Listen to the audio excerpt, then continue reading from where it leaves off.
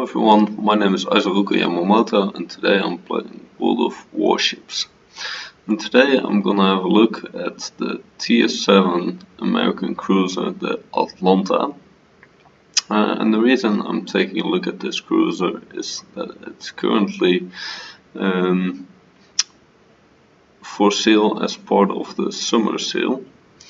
And before you spend any money on that, or maybe you have already spent money on it, it's been out for like I think 5 days now. It will be on sale for 2 more. You might wonder, is it any good? Is it worth the money? And it's in a package which is actually a bit weird. The package includes the Atlanta for its regular base price. But then it comes with an additional 38 summer sale tokens. Now these summer sale tokens can be used in the armory and the summer sale tab to get the vampire König Albert, the Atlanta camouflage, along with the premium ship containers that we went over in the previous video, or random containers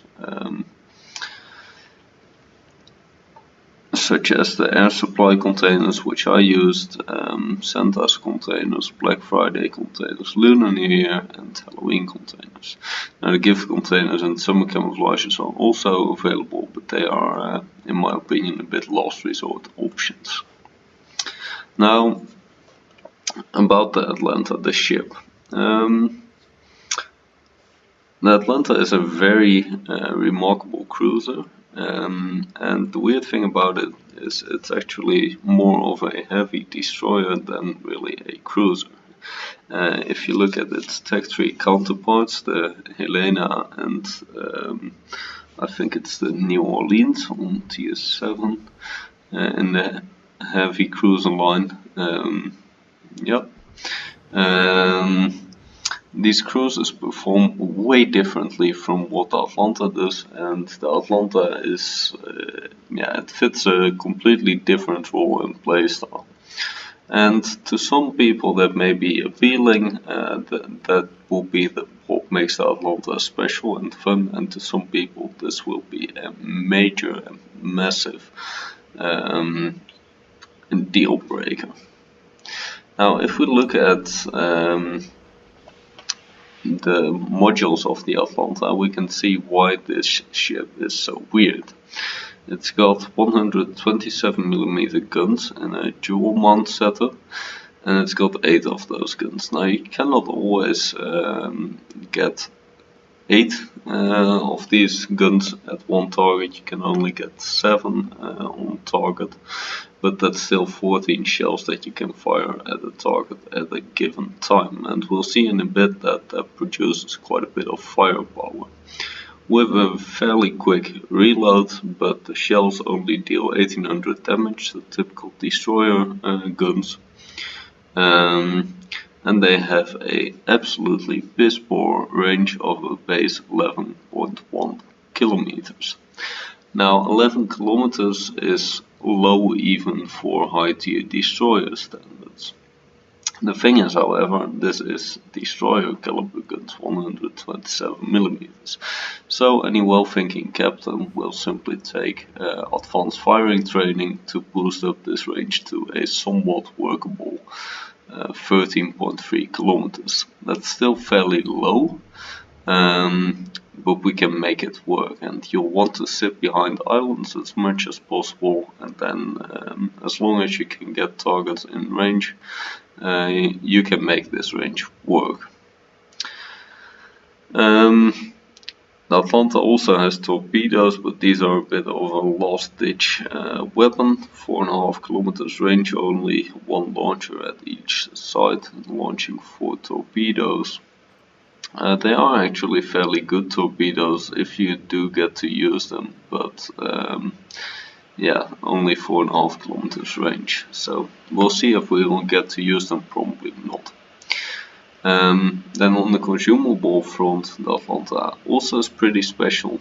It's got access to hydroacoustic search, pretty typical hydroacoustic search for a Tier 7, or defensive AA. Now if you use the defensive AA, you'll actually have access to unlimited charges. It's not quite true really, because you'll have access to somewhat 7, maybe 8 charges in a battle at most, simply because the battle isn't any longer than that. And that doesn't go for the hydroacoustic surge, but if you want to take defensive AA, then that's what you get. And in addition, you have access to radar. Now, radar is what makes this Atlanta really special, because it makes it phenomenal at hunting destroyers. And I hope we can manage to show that in a battle.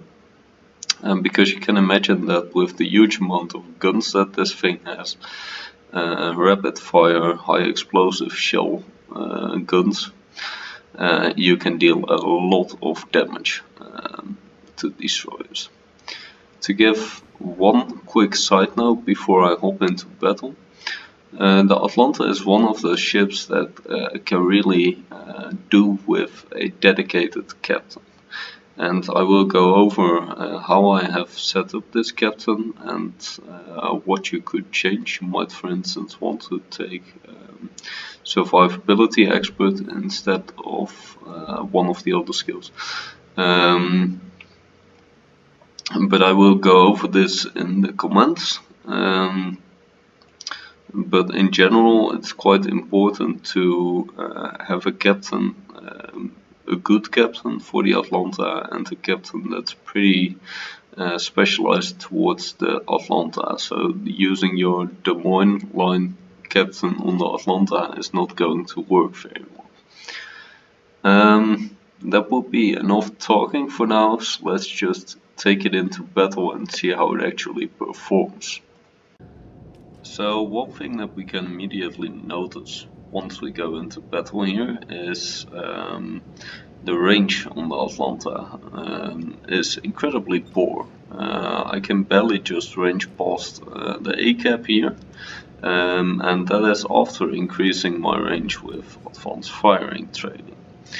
And since the Atlanta doesn't have any way of concealing itself, this can be very, very problematic. We'll see how it works out. What I'm gonna do for now is see if I can sit near the island here, get myself relatively close to the combat. But the Atlanta does have a lot of redeeming factors, because if we look here, we can see, okay, the guns do turn incredibly quickly, and we can get a massive 7 of these dual purpose and dual mount turrets on target. Not that far in front of you, but there's a pretty wide scope where you can actually get all of them on target.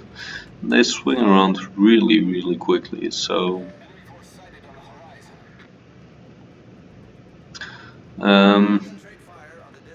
now of course you can imagine that Atlanta would really shine if you had smoke screens available. The Flint, the counterpart of the Atlanta, does have smoke screens, and it's probably going to be introduced later, probably later in 2020, maybe in 2021. It may be introduced in the armory for gold. It used to be a steel ship, and once it will be introduced in the armory for gold, I will make a review on that. But for now we're just going to focus on the Atlanta. And we can see here there's an enemy Kagero popping up, and I'm just going to launch some shells in its direction.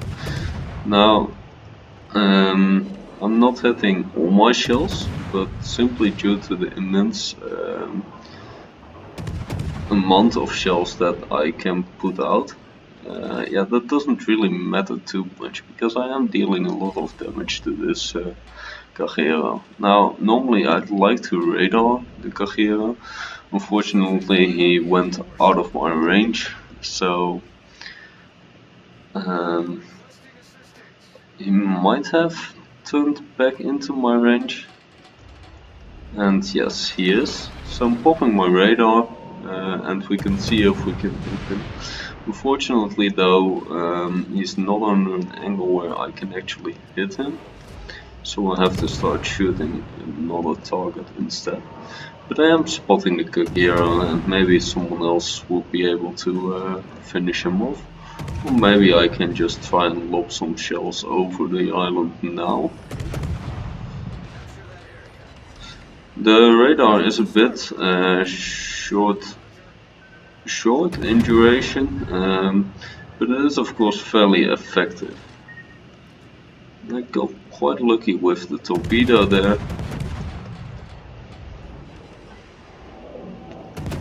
So it's only a 25-second radar, and the range isn't that high at 8.5 kilometers.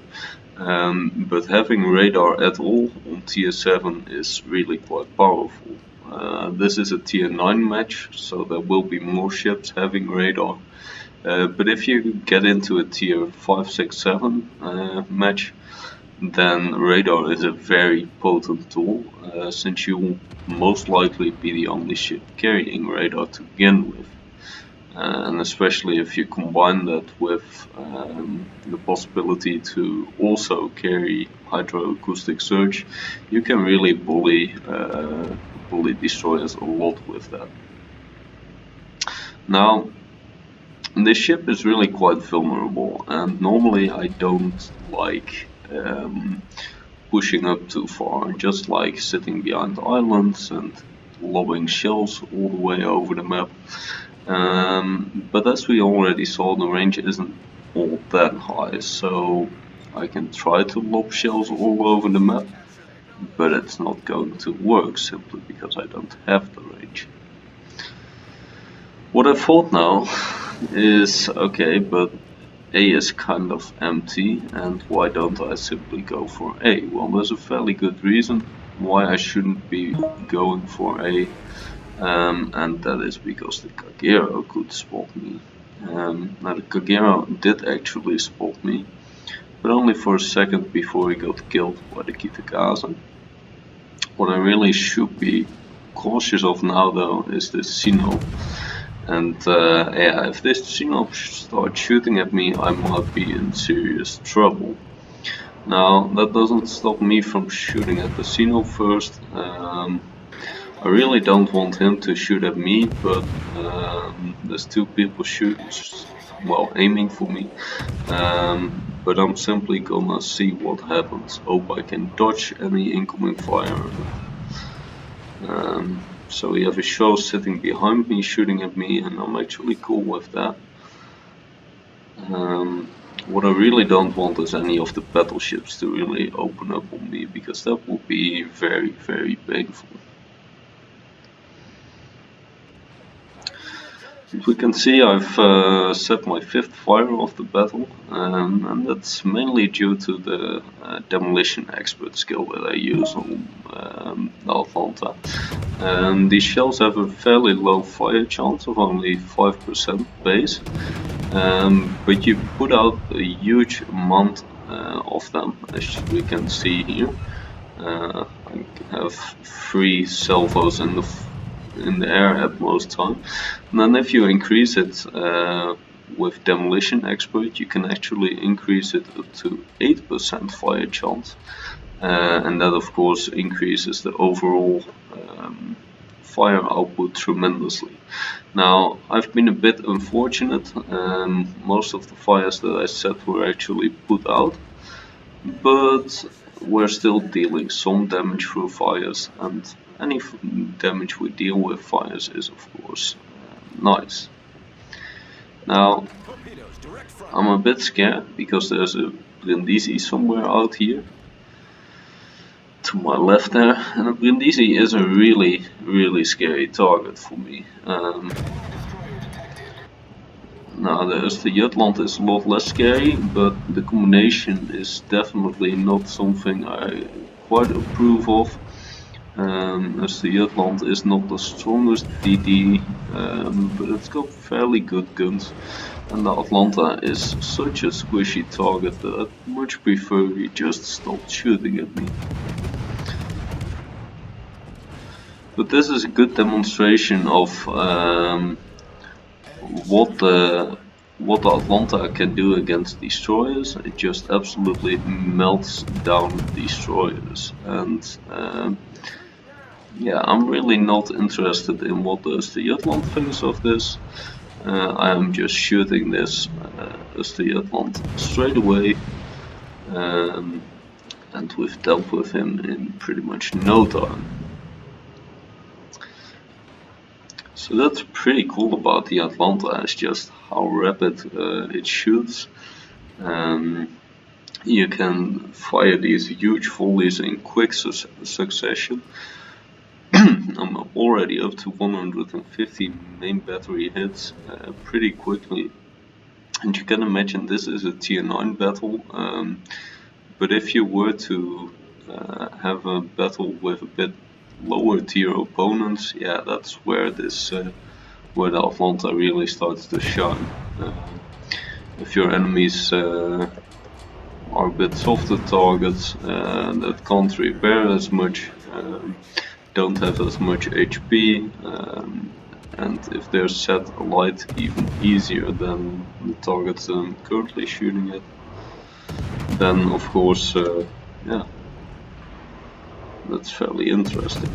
Now, I'm not actually hitting the guys now very well. Apparently I'm not aiming for the right spot or something, but we'll correct that a bit. You can see I need to give a massive amount of lead for this, and that's pretty wonky about the Atlanta. The range is not very high, but the shell travel time is huge, and yeah, that's really quite a bad thing about it. But you can simply put so much shells in the air that eventually you'll start hitting, and the rate of fire is quite high, so missing the first 4 salvos isn't all that bad, as long as you start hitting after that. And while the shell travel time is pretty bad, that's mainly caused by an absolutely terrible shell art. Now in some cases that can actually be an advantage, because it also means that you can shoot over islands quite comfortably. Now because the Atlanta would ideally sit behind islands the entire game, not getting spotted, yeah, that can work to your advantage quite a lot. Oh, this might be bad. And in cases like what we just saw, it can be really quite good. Now, I think I am going to be hurt here quite badly. Yeah, and there we go. This is the clear weakness of the Atlanta. The armor schedule is absolutely terrible. And getting absolutely deleted by an enemy who just has one single good salvo is nothing strange.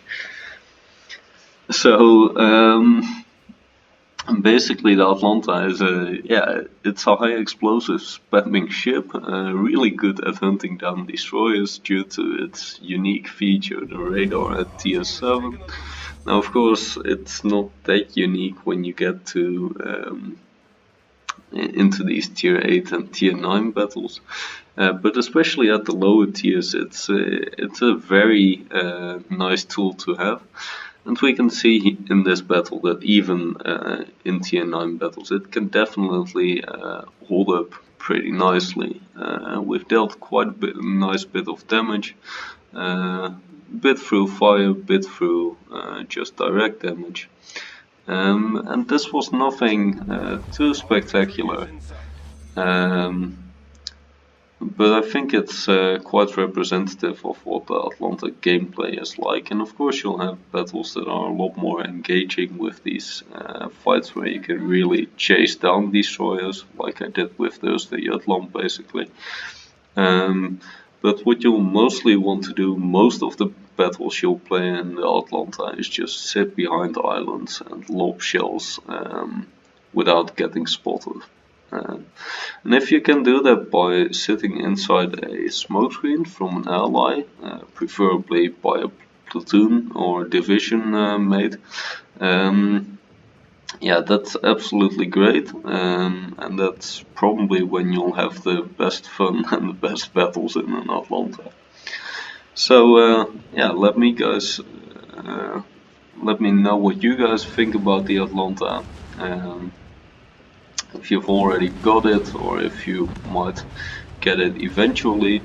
And if you guys would be interested in seeing what the Flint can do with the smokescreen instead of the radar, then I can probably put up a video about that sometime as well, but I think I'll save that for when it will make its way to the armory.